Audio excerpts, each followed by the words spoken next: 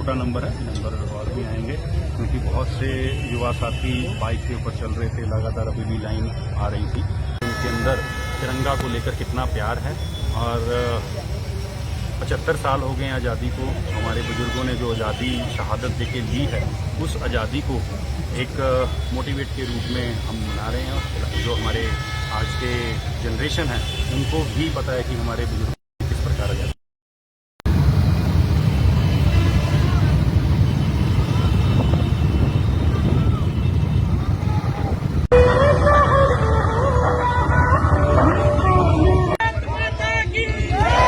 तिरंगा यात्रा के अंदर तकरीबन 1200-1300 से ज़्यादा मैं अभी एक छोटा नंबर है, नंबर और भी आएंगे क्योंकि बहुत से युवा साथी बाइक के ऊपर चल रहे थे। लगातार अभी भी लाइन आ रही थी।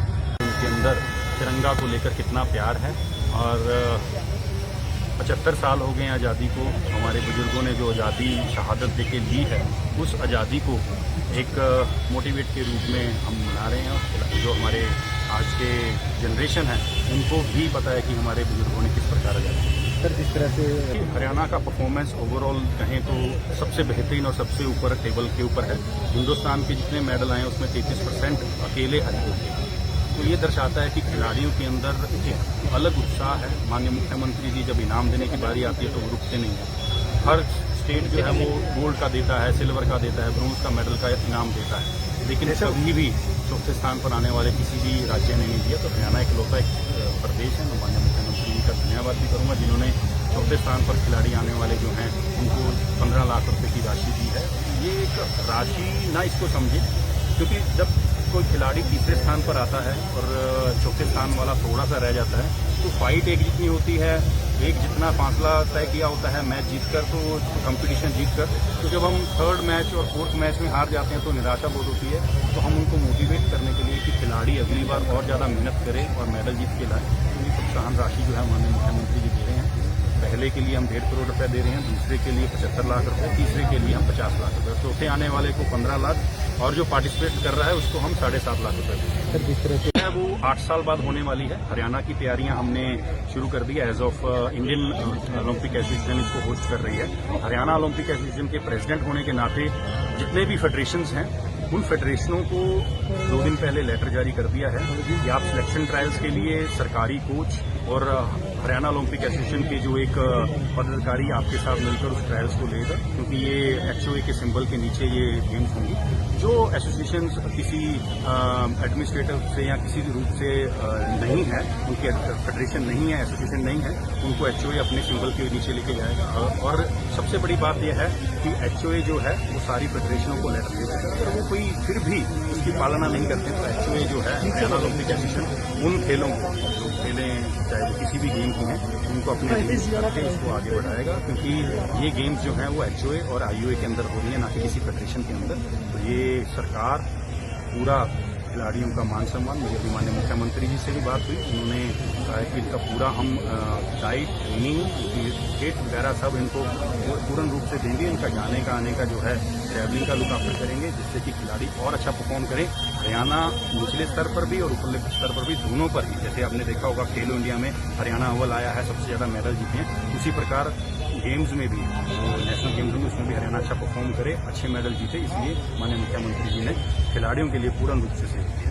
तिरंगा यात्रा निकली, अच्छी संख्या में थे पेहवावासी और बहुत ही भव्य रूप में इन्होंने तिरंगा यात्रा निकाली और मैं सबका धन्यवाद करता हूं। सबसे पहले तो मैं धन्यवाद माननीय प्रधानमंत्री जी का करूंगा, जिन्होंने एक आज़ादी के 75वें महोत्सव के ऊपर, अमृत महोत्सव के ऊपर हम सबको एक डायरेक्शन दी, मार्गदर्शन दिया कि आप हर घर में तिरंगा लहराएं, क्योंकि जब आज़ादी हुई 1947 के अंदर, 1947 के अंदर, तो उस समय बहुत से हमारे बुजुर्ग ऐसे जिन्होंने शहादत दी, शहीदी दी और कई साल तक वो लड़ते रहे, फिर जाकर हमें आज़ादी मिली है। और इस आज़ादी का युवा साथी, हमारे बुजुर्ग, हम सब भव्य रूप में मनाएं और हर घर में तिरंगा लहराकर, क्योंकि एक हिंदुस्तानी ही तिरंगा के महत्व समझ सकता है, क्योंकि तिरंगा कैसे बना है और किस प्रकार हमें मिला है। तो हम सबको तिरंगा जो है हर घर के ऊपर लगाना चाहिए और एक हिंदुस्तानी जो है हम, हमारे अंदर से जो हिंदुस्तानियत है वो बाहर निकालना चाहिए।